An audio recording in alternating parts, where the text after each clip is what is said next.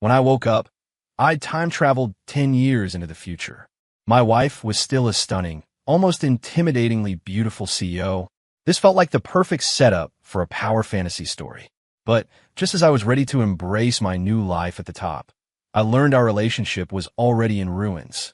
Turns out, there was some old flame of hers pulling strings in the background. My power fantasy had turned into a cheap, misery porn drama, and I was pissed. Then again, I remembered that in these kinds of stories, the CEO wife always gives you a massive settlement in the divorce. Suddenly, I was okay with it all. The guy who was in love with her was 28-year-old Noah. What did that have to do with 18-year-old me? My eyes fluttered open to an unfamiliar hospital room and a woman sitting with her legs crossed, engrossed in a book. I was completely lost.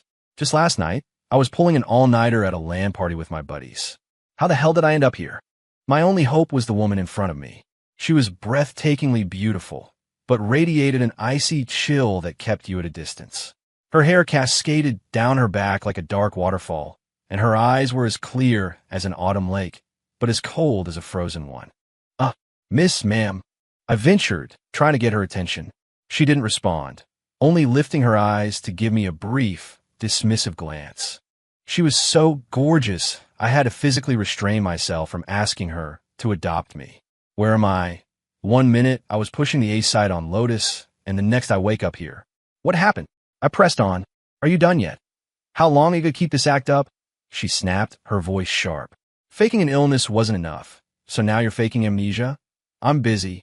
I don't have time to play games with you. Apparently, my questions had struck a nerve. She grabbed her purse, stood up, and walked out, leaving me utterly baffled. After that rapid-fire takedown, I pieced it together. I must have been dropped into the body of some pathetic loser in a trashy drama. I got up to see what this guy looked like, and my world came crashing down. It was me. Good news. I time-traveled in my future self. Bad news. My future self was the pathetic protagonist of a misery porn drama. I racked my brain, but couldn't figure out how things had gotten this bad. The first priority was to figure out what had happened over the last 10 years. I picked up my phone. Thank God, the passcode was the same. The photo album was filled with pictures of the woman from earlier. I took another moment to admire her flawless face, but it didn't give me any useful clues. I scrolled through the contacts list, a sea of unfamiliar names. After a while, I finally spotted it, Ben Carter, my best friend from high school. The same guy who, just yesterday, was right there with me at the LAN party. He picked up on the second ring. I can't explain over the phone, just get over here. Fast. I urged him. He really was a true friend. Ben showed up in less than half an hour. I was genuinely touched. So let me get this straight. You're telling me you're from the night we pulled that all-nighter after graduation? Ben asked, his face a mask of disbelief.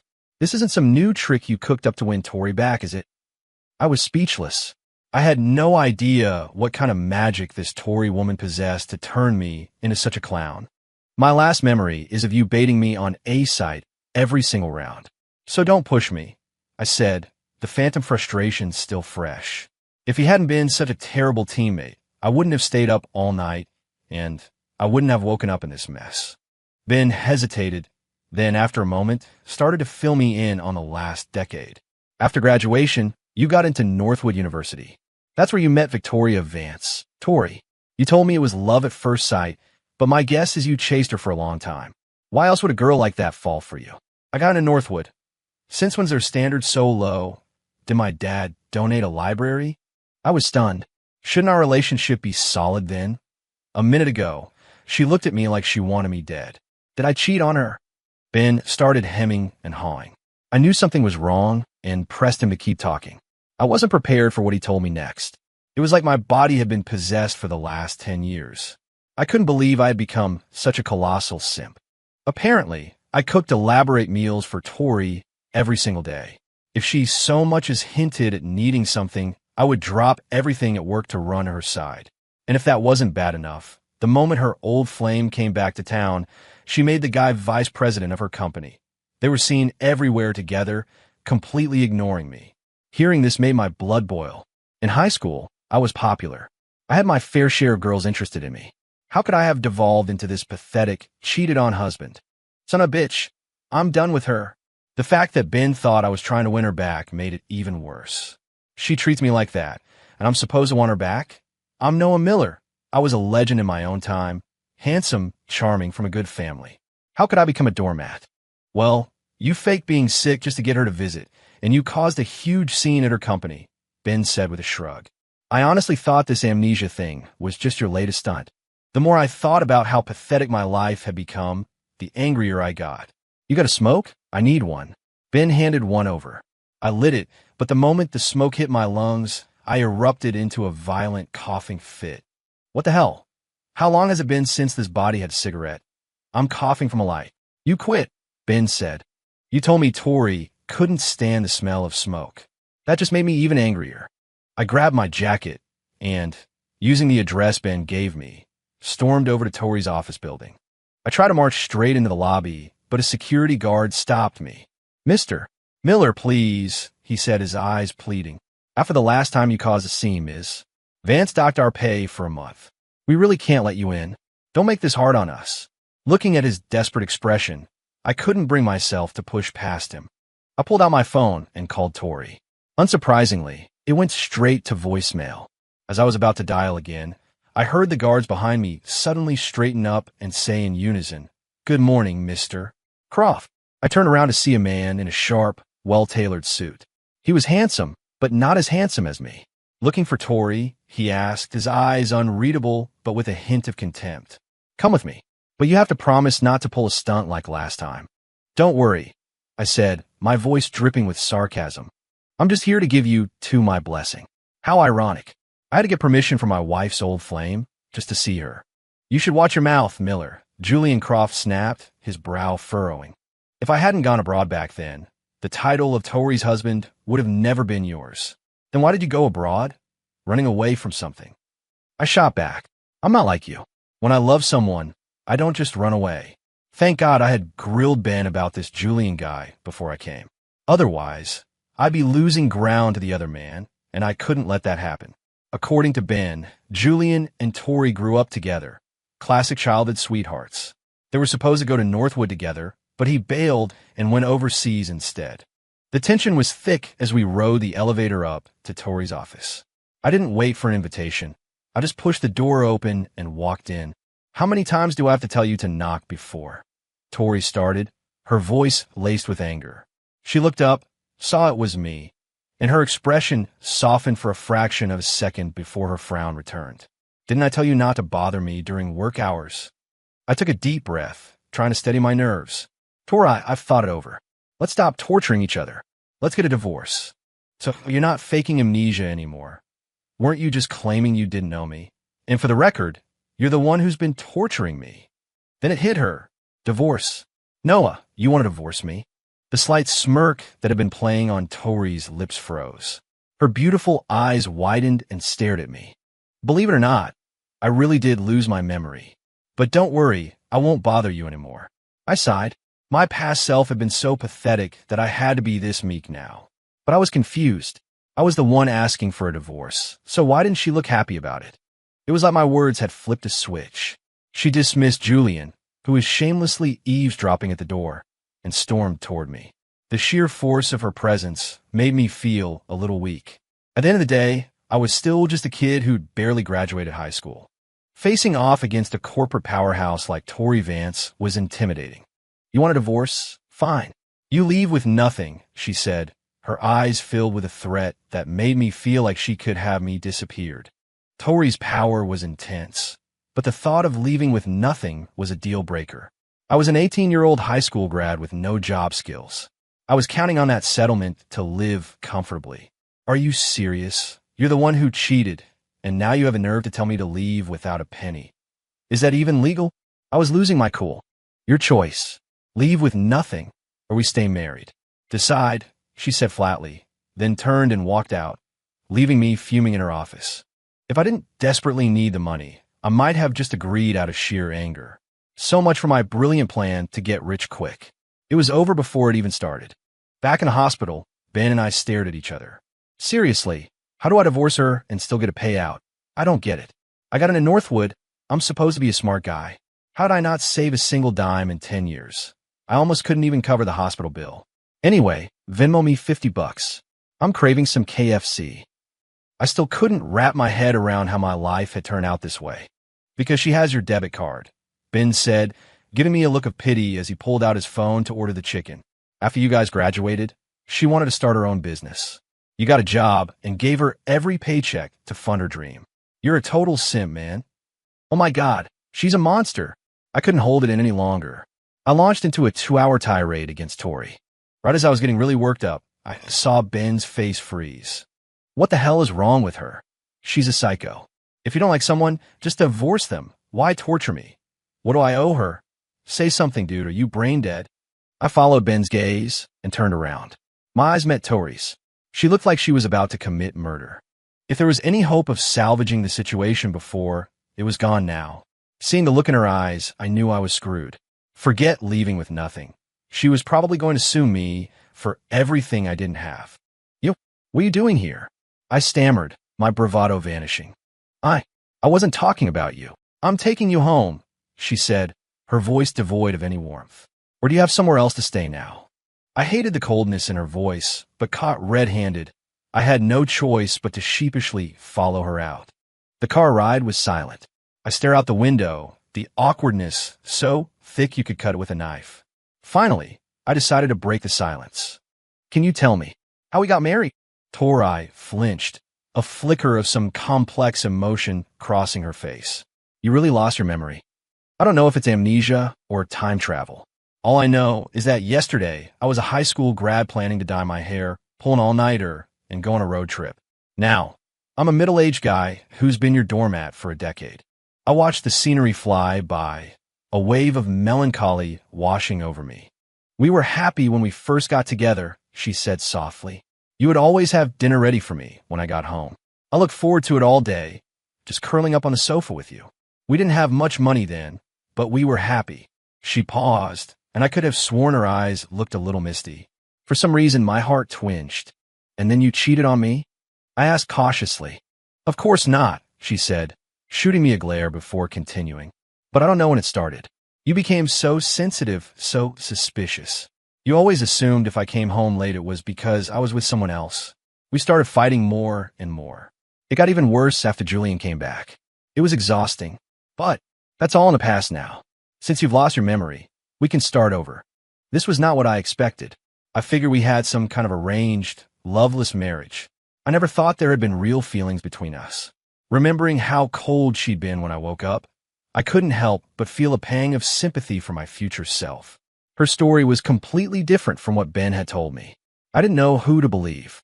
But when Tori said we could start over, a part of me was actually tempted. Still, I couldn't understand why I would have become so insecure and paranoid. I was never like that at 18. I was more curious than ever about what had really happened in those 10 years. By the time I was lost in thought, we had arrived at our home. It was huge, bigger than my 18-year-old mind could have ever imagined. The decor was minimalist, but artistic, which, I had to admit, was my style. Nice taste. I silently congratulated myself. I sat down on a sofa that looked incredibly expensive, and a wave of surrealism washed over me. The keypad code for the door is 0309, she said. If you've forgotten anything else, just ask me now. What's the date for? I searched my memory, but came up blank. It must have been something that happened after we met. Our wedding anniversary, she said. It's late. You should get some rest. She clearly didn't want to talk about it, so I didn't press. Later that night, I was about to find a guest room to sleep in when Tori pulled me into the master bedroom. If we're starting over, there's no need to sleep in separate rooms. Her tone was brief and absolute, leaving no room for argument. I never said I wanted to start over. I muttered, but my 18-year-old self had zero experience with this kind of situation. I surrendered meekly. The sound of the shower filled the room, the running water echoing the frantic beating of my heart. I couldn't think straight. A few minutes later, a warm body pressed against mine. She wrapped her arms around me and kissed me, a kiss that was part passion, part desperate release. After a night of tangled limbs and whispered words, I finally understood why my past self had been so utterly devoted to her. This woman, I thought, was a damn succubus. After agreeing to start over with Tori, I finally got a taste of what it was like to be in love. There was no sign of her old flame, and I was beginning to think Ben was just jealous and made the whole thing up. Tori was exactly my type. A cool exterior with a hidden warmth. Wait, no. My type was always the sweet, kind-hearted girl. Life was good. I was starting to understand my past self more and more. I realized I was probably already falling in love with Tori. But just when happiness felt within reach, the countdown to disaster began. One day, Tori asked me to go with her to a corporate gala. The thought of being surrounded by people I was supposed to know but didn't recognize made me anxious. I didn't want to cause any trouble for her, so I declined. Instead, I met up with Ben at a nearby barbecue joint for a few beers. "Dude, you're really committing to this act, aren't you?" Ben said, giving me a thumbs up. "But hey, it's a genius move. You and Tori are practically having a second honeymoon." I flip him the bird. "It's not an act, man. I really don't remember anything. But it doesn't matter anymore. I get why I liked her so much. I'm happy now. The only thing I still don't get is why I was supposedly so paranoid before. You sure you weren't just making that up? Jealous of my happiness?" Julian came back, and Tori immediately made him VP of her company. "That's not normal, dude," Ben retorted. "I think you're just jealous." I shot back, but a seed of doubt had been planted. Ben looked at me, opened his mouth as if to say something, but then closed it again. A few beers later, I saw it was getting late and decided to head over to the gala to pick Tori up. But when I got to the entrance, I saw something that burned itself into my memory. Tori was stumbling out, looking unsteady on her feet, and holding her up was a man in a tailored suit. It was Julian. In an instant, the blood in my veins turned to ice.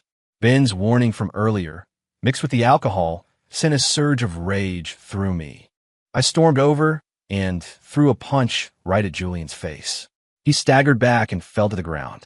I was about to pounce on him when Tori, recovering from her shock, shoved me away with all her strength and rushed to Julian's side. Before I could even say a word, she turned on me. "Noah, are you insane? Why did you hit him?" She quickly turned back to Julian. "Are you okay?" "I'm fine," Julian said, his voice dripping with false sincerity. "Noah probably just saw me helping you and got the wrong idea. Don't be mad at him." I never seen someone so two-faced. I was momentarily speechless. "Noah, apologize to Julian right now." Tori yelled at me, her face flushed with anger. "He was kind enough to be my date tonight, and you attack him? What is wrong with you? Are you blind, Tori?" I finally exploded. "Can't you see how fake he's being? You go to a party with your ex, getting all cozy with him, and I, your husband, don't have the right to be angry." I couldn't take it anymore. I turned and walked away, not sparing another glance for the two of them. Furious, I didn't go home. I got a room at a random hotel and collapsed onto the bed, my mind racing. I had been too angry earlier, too lost in the recent bubble of happiness. It was only then that a serious question hit me. Noah Miller, was never a paranoid person. Maybe a little possessive, but not insecure. How could I have turned into the suspicious, paranoid man Tori described? I decided I would talk to her in the morning and get the full story of what had happened these past 10 years. The alcohol eventually pulled me into a restless sleep. Vague images of Tori flickered through my dreams, her angry words echoing in my ears. I woke up early the next day, showered, and got ready to go home to finally have it out with Tori. But I never could have expected what was waiting for me. As I approached her front door, I saw Julian Croft. He shot me a smirk, then walked past me and let himself into our house, moving with a familiarity that made it seem like he lived there. 04. "Tori, I'm back," Julian called out cheerfully. "I grabbed your files from the office, and I figured you hadn't eaten, so I brought some breakfast. Come on, let's eat." He walked towards Tori, taking her arm as if to lead her to the dining table, completely ignoring my presence. Tori gently pulled her arm away. "How did you get in?" "Oh, I just tried my birthday on a whim," he said with a triumphant smile. "And it worked." "You're still so sentimental." His boastful tone hit me like a lightning bolt. She had told me the code was our wedding anniversary. Was she lying to me the whole time because of my amnesia? Was the code actually Julian's birthday? I couldn't understand why Tori would deceive me. Was she really still hung up on this manipulative jerk? I snatched the folder from Julian's hand. Tori's face went pale, and she tried to grab it back, but I was faster. I flipped it open. Divorce papers. Any flicker of hope I had left was instantly extinguished. We had just fought last night. There's no way she could have drawn these up so quickly. They had to have been ready for a long time. It all clicked into place. She had been planning to divorce me all along. My amnesia was just a temporary reprieve. This wasn't a new start for her. It was a stay of execution. A sharp pain shot through my chest. I felt like a complete clown. Fate had given me a second chance, and I just walked right back into the same trap, letting her fool me all over again. I turned to leave, but Tori grabbed my arm. "Don't go." I couldn't hold back my anger any longer. "Don't go," I yelled. "You want me to stay here and watch you two rub my face in it?" My tone must have been harsher than I intended, because she flinched and pulled her hand back. I took a deep breath, tried to regain some composure. "Tori, I was willing to start over because I trusted my own judgment, the part of me that fell for you. But what did you do? The passcode to our home is your ex's birthday, and you have the nerve to call me paranoid? Did it ever occur to you that my paranoia comes from the fact that you never once gave me a reason to feel secure? Fine, I'm done. You can have him." "No, it's not what you think. Let me explain." I signed the papers, threw them on the floor, and walked out, ignoring whatever she was trying to say. I thought I heard her yell something, maybe at me, maybe at Julian. It didn't matter anymore. All I wanted was to get as far away from her as I could. I couldn't sleep that night. 28-year-old Noah had already been through this pain, and now my 18-year-old self had to experience it all over again. I must have really owed her in a past life. I opened my phone and saw a new post on Julian's Instagram feed. A picture of 2 plane tickets. The caption read, "Just the 2 of us." I was so furious, I immediately blocked them both. I crashed to Ben's place. "Whoa, what happened?" Ben asked, glancing away from the TV. "Yesterday, you were all about making it work with her, and today you're divorced. If you don't have anything nice to say, I can help you shut your mouth," I grumbled. How was I supposed to know she was playing me the whole time? "I told you, man," he said, shaking his head. "But you never listen. 18 or 28, you're still a simp when it comes to her. This guy was definitely going to die alone." Luckily, my 18-year-old self had some fight in him. With my degree from Northwood, I managed to land a decent job. Ben and I fell into a routine. Work during the day, play Valhalla Ops at night, and stay up until 3 a.m. flaming strangers on Discord. This was the life I had always dreamed of. I was free from the chains of the past decade, living for the now and the future. I thought this peaceful existence would last. But less than a month later, my past came knocking. I opened my front door to find Tori standing there. She looked pale. Her eyes were red-rimmed, as if she hadn't slept in days. "What do you want?" "The divorce waiting period isn't even over," I said coldly. I had been counting. 7 more days. "I never agreed to a divorce," she replied quietly. I let out a bitter laugh. "You didn't agree? Then why did you have the papers drawn up?" "For fun." She ignored my sarcasm, her captivating eyes fixed on mine, as if trying to see right through me. "I think there's been a misunderstanding. We need to talk, really talk. Please. I just got back from business trip, and I'm exhausted. Can you just come home with me?" I thought of Julian's Instagram post and sneered. A business trip, or a romantic getaway for 2? Then another thought hit me. Wait, you didn't sign the papers, did you? Did you let me wait a month for nothing? Her silence, and the tears welling in her eyes, was all the answer I needed. I felt my resolve crumble. I decided to hear her out one last time. We went back to the house. It felt familiar, but I wasn't nostalgic. There was nothing here for me to miss. The password was still the same. I cursed under my breath. "Okay, what do you want to talk about?" I asked, kicking back on the sofa like I owned the place. Tori, however, sat perfectly straight, her hands clasped in her lap. Her eyes were still red, and her voice trembled slightly.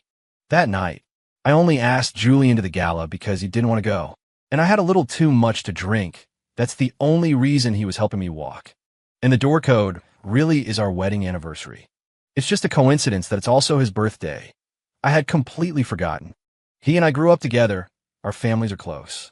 That's why I made him VP. Can we please not fight over such small things and people who don't matter? I found the whole thing laughable. I lit a cigarette. Tori flinched, but didn't say anything. Small things? You think these are small things? Tori, you think he's insignificant because you've never truly tried to understand me. Have you ever put yourself in my shoes? You think Julian doesn't matter. The fact that you chose him over me that night proves that I'm the one who doesn't matter. Tori opened her mouth to speak, but I held up a hand to stop her. Let me finish. As my wife, you never took the time to know me. You never gave anything, and you never saw what I gave. For instance, you had no idea that I quit smoking for 10 years, all for you. I held up the half-smoked cigarette. But none of that matters now. Fate gave me a do-over, and I don't want to be tangled up with you anymore. After losing my memory, I realized I was becoming someone I didn't recognize, someone I didn't like. I can't let that happen. I have to be myself again. Let's just let each other go. Sometime during my speech, tears had started streaming down her face. I pulled a tissue from the box and handed it to her. A familiar pang of hurt shot through me. Letting go was much easier said than done. Think about it, I said softly. Then I left the house that was once my home and now felt like a stranger's. 05. After our talk, Tori disappeared for a few days and my life returned to its normal rhythm. Did you hear? Your wife fired her old flame. You think she's going to try and win you back? Ben burst into my apartment, eager to share the latest gossip. I was surprised. I almost felt bad for the manipulative snake, but then I remembered his words and his Instagram posts, and I figured he got what he deserved.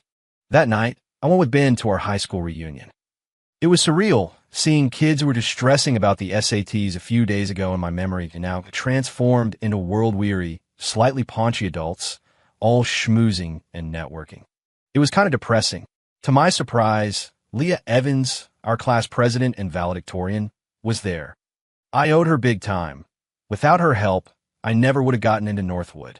Leah, you look amazing. How come you never call? I teased. She shot me a playful, flirtatious look. Look who's talking. Ever since you got married, you've dropped off the face of the earth. Did the wife finally let you off your leash tonight? We're getting divorced, actually, I said with a self-deprecating laugh.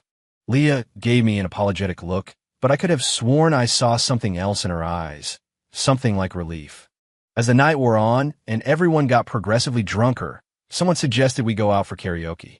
I made my excuses, and to my surprise, Leah said she was leaving too. We ended up walking together. Besides Ben, Leah was the only person from my past that I'd reconnected with since the amnesia, so we had a lot to talk about.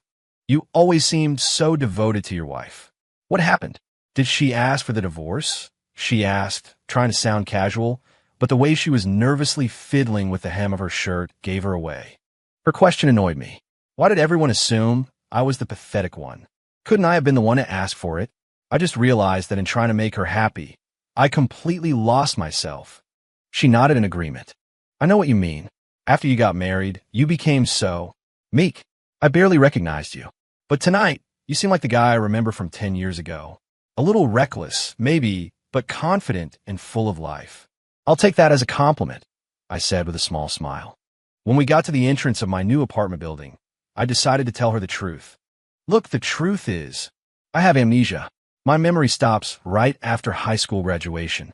So, seriously, thank you. Without you, I never would have gotten into Northwood. Leah's eyes widened, a flicker of something unreadable in them. So, do you still love Tori? Her question caught me off guard. I wanted to say no, but for some reason, the word got stuck in my throat. The image of Tori's tear-streaked face from the other night flashed in my mind, and I couldn't bring myself to say it. I was about to say good night when she suddenly stepped forward and wrapped her arms around me in a hug. I froze, not knowing what to do. I heard her whisper in my ear, "If you two really get divorced, give me a chance. I've waited a long time for you." Before I could respond, she pulled away, gave me a quick wave, and walked off without looking back. I walked into the lobby, and a shadow suddenly lunged at me, hugging me so tightly it knocked the wind out of me. Then I heard Tori's trembling voice. "Who was that woman?" I hardened my heart. "What's it to you?" The light in Tori's eyes dimmed. Then she kissed me, a frantic, desperate kiss, as if she were trying to devour me. It was intense and overwhelming. I pushed her away. "Are you crazy?" "Noah, I'm jealous." And just like that, I lost. "She's a friend from high school," I explained, my voice softening. "She tutored me. I wouldn't have gotten into Northwood without her. I never would have met you." Tori finally seemed to relax. She hugged me again, this time gently, and whispered in my ear, "Husband, I've been thinking a lot these past few days. I know I was wrong, so wrong, but I can't live without you. Please, give me one more chance." I fired Julian. I only just found out about all the things he was doing behind my back. I swear that Instagram post was fake. You're the only one I want. I promise he'll never come between us again. It would be a lie to say I wasn't moved. Seeing her so vulnerable and pleading was almost impossible to resist. But the recent betrayals had left deep scars. I was afraid to try again. Tori, you still don't get it, I said, my voice heavy with exhaustion. The problem was never just about Julian. It was about your coldness, your distrust, and the pathetic, spineless person I became just to please you. Tori fell silent. We were both wrong, I continued, but I don't want to keep making the same mistakes. I want to be me again. After Tori left, I lay in bed, unable to sleep. I wanted to believe she had never cheated on me, but I couldn't accept the man I had become. My mind was a blur, filled with images of her tear-filled eyes. I opened my phone and saw a message from an unexpected source. He wanted to meet at a restaurant across the street from Tori's office building.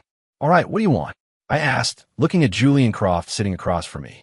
I had no idea what we could possibly have to talk about. You know, Noah, I never thought much of you, he began. You just swooped in while I was gone.